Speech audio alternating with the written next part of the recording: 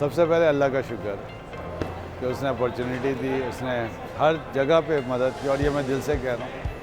और उसके बाद हमारी जो पूरी ऑर्गेनाइजिंग कमेटी थी उसमें एक एक जितने मेंबर्स थे, इवन जो हमारे ऑफिस सेक्रेटरीज थे, उन सब का शुक्रिया मैं अदा करता हूँ।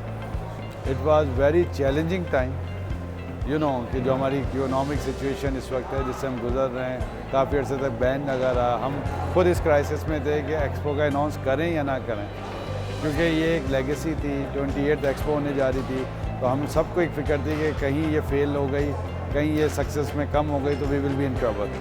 तो अल्लाह ताला का बड़ा शुक्र अदा करता हूँ कि end of the day successfully, peacefully हमारे इंटरनेशनल एग्जिबिटर्स आए, हमारे लोकल आए, ऑल ओवर पाकिस्तान आए, and really we did a great job as a team and we perform.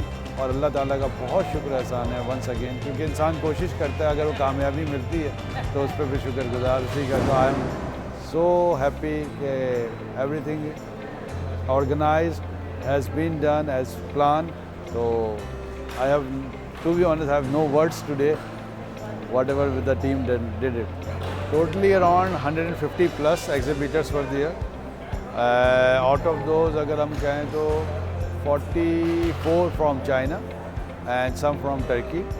So these were the numbers, and we have some participants from Dubai, from US also, from Jordan, from Turkey. So these are the participants also.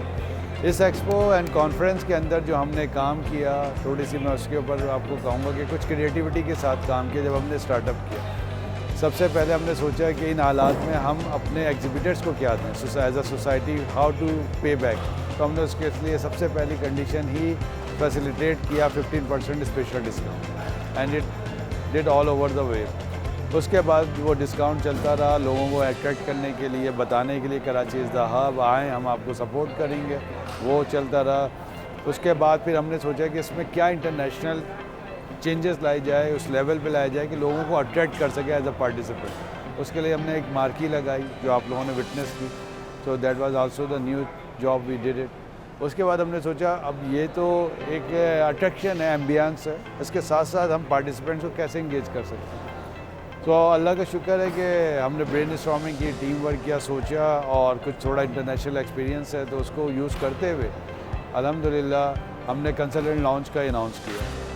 उसके बाद फिर उसकी एक बड़ी अच्छी धूम मची, एक अट्रैक्शन आई सबके लिए, और it's a very good thing, B2B meetings and everything.